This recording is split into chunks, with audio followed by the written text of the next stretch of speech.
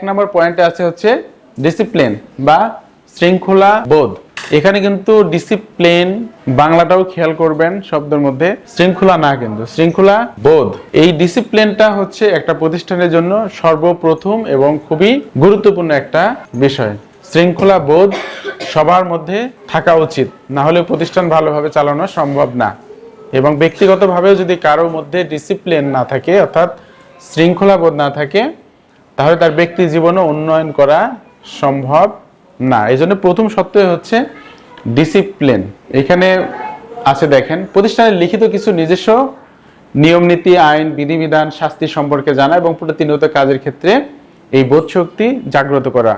প্রতিষ্ঠানের যে শৃঙ্খলা বোধের ব্যাপারটা, প্রতিষ্ঠানের বিভিন্ন আইন থাকে, নিয়ম থাকে, প্রত্যেকটা প্রতিষ্ঠানের নিজস্ব কিছু বৈশিষ্ট্য আছে, নিজস্ব কিছু আইন কানুন নিয়মগুলো আছে। সেগুলোকে আপনি কতটুকু জানেন এবং আপনি কাজ করার সময় এগুলোর উপর কতটুকু খেয়াল রাখেন। শৃঙ্খলা বোধ কিভাবে আপনার জাগ্রত থাকে যে আমি একটা কাজ করছি, এটা শৃঙ্খলা বহির্ভূত হচ্ছে কিনা। হ্যাঁ, তো এই কাজে কর্মের ক্ষেত্রে আপনি কতটুকু এটা মান্য করেন, সেটা হবে শৃঙ্খলা বোধ। আপনি শুধু জানলেন কিন্তু কাজে আপনার আচার আচরণের কাজে বোঝা গেল না যে আপনি শৃঙ্খল কিনা বা শৃঙ্খলিত কিনা, তাহলে কিন্তু আপনি হবে না। তো আপনারাও এটা অবজারভেশন করবেন, একে অপরের অবজারভেশন করবেন যে তার মধ্যে কতটুকু প্রাতিষ্ঠানিক শৃঙ্খলা বোধ আছে, তার মধ্যে কতটুকু প্রাতিষ্ঠানিক শৃঙ্খলা বোধ আছে। প্রাতিষ্ঠানিক শৃঙ্খলা বোধ এই না যে আমি ঠিক সময় আসে কাট পাঞ্চ করে ঠিক সময় বের হয়ে গেলাম। প্রত্যেকটা কাজে কর্মে, রন্ধে রন্ধে, প্রত্যেকটা জায়গায় এই শৃঙ্খলা বোধের ব্যাপারটা আসে। দুই হচ্ছে প্রতিষ্ঠানের অলিখিত কিছু। আমি বললাম যে একটা লিখিত থাকে, অনেকে বলে এটা তো লিখিত নাই, এটা তো আমার হচ্ছে নিয়োগপত্রে নাই, এটা তো আবার জব ডিসক্রিপশনে নাই। এইসব কথা বলার কোনো সুযোগ নাই প্রতিষ্ঠানে। লিখিত অলিখিত যাই থাকুক না কেন, নিয়ম নিয়মই, ঠিক আছে? আপনাকে সবকিছু লিখে দেওয়া সম্ভব না, হাজার হাজার কথা কয়টা লিখে দিবে। এই জন্য অলিখিত যে বিষয়গুলো থাকে সেই সমস্ত আপনাকে মাথায় রাখতে হবে এবং সেইভাবে আপনার কর্মকাণ্ড পরিচালনা করতে হবে। আমার কথা বুঝতে পেরেছেন? তো প্রতিষ্ঠানগুলো তো একটা সমাজে, একটা রাষ্ট্রে থাকে, তাহলে এই প্রতিষ্ঠানের নিজস্ব নিয়ম কানুনের সাথে, শৃঙ্খলার সাথে সমাজ এবং রাষ্ট্র জড়িত কিনা। তাহলে আপনার কর্মকাণ্ড দেখেন, সামাজিক এবং রাষ্ট্রীয় নিয়ম নীতি, আইন, বিধিবিধান, শাস্তি সম্পর্কে জানা এবং প্রতিনিয়ত খেয়াল রাখা। অর্থাৎ এখানে এসেও, প্রতিষ্ঠানে এসেও প্রতিষ্ঠান থেকে বলা হয় নাই বা মৌখিকভাবে বলা হয় না বা লিখিত দেওয়া হয় নাই যে এটা করা যাবে কি যাবে না, বাট সামাজিক একটা আইন আছে, সামাজিক একটা নিয়ম নীতি আছে, বা রাষ্ট্রীয় একটা আইন আছে, রাষ্ট্রীয় একটা নিয়ম নীতি আছে। তো আপনি এখানে এসে, আপনাকে বলিনি বলে একটা অসামাজিক একটা কাজ করতে পারবেন না, একটা রাষ্ট্রবিরোধী কর্মকাণ্ড করতে পারবেন না। তাহলে আপনার কি হবে? শৃঙ্খলা ভঙ্গের দায়ে আপনি দণ্ডিত হবেন, ঠিক কিনা বলেন? এই জন্য প্রতিষ্ঠানে থাকাকালীন অবস্থায়, ইভেন আপনি বাইরে থাকা অবস্থায়, আপনি সামাজিক রীতিনীতি বা রাষ্ট্রীয় বিধিবিধানের বহির্ভূত কর্মকাণ্ড করতে পারবেন না। সেটাও কিন্তু প্রতিষ্ঠানের অভ্যন্তরীণ বিষয় হিসেবে গণ্য করা হবে।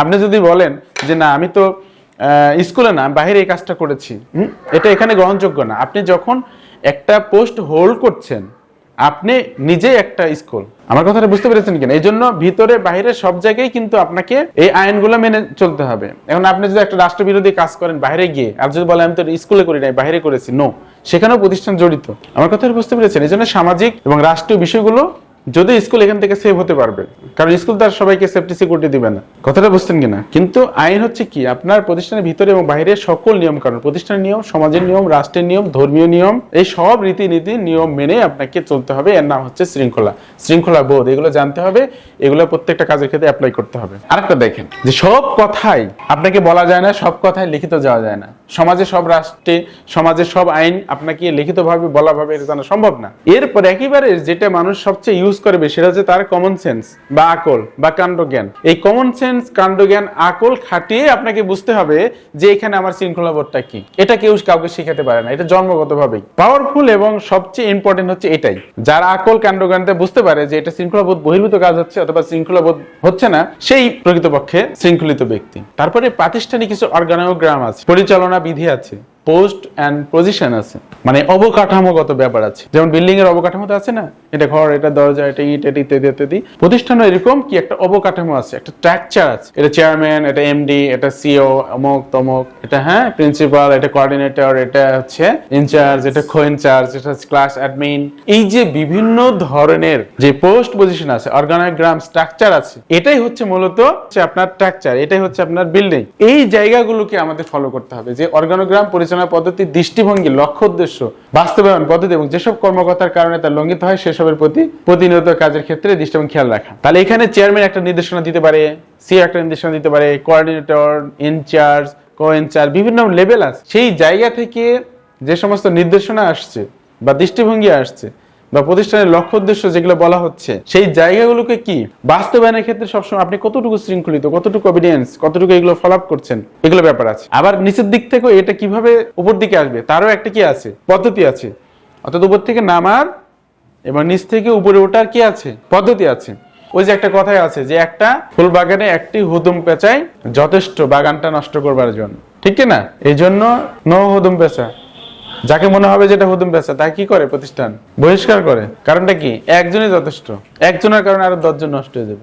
কথাবার্তা, ওঠা বসা, লেনদেন, বিভিন্ন পারস্পরিক কাজ ইত্যাদি পারস্পরিক আচরণের সময় সামাজিকতা, অফিসিয়াল, ধর্মীয় ইত্যাদি দিক খেয়াল রাখতে হবে। মানে আপনি যখন অফিসে আছেন, এটা তো বাসা না, এটা তো অফিস, বা এটা তো হচ্ছে সিবিজ না, এটা তো অফিস।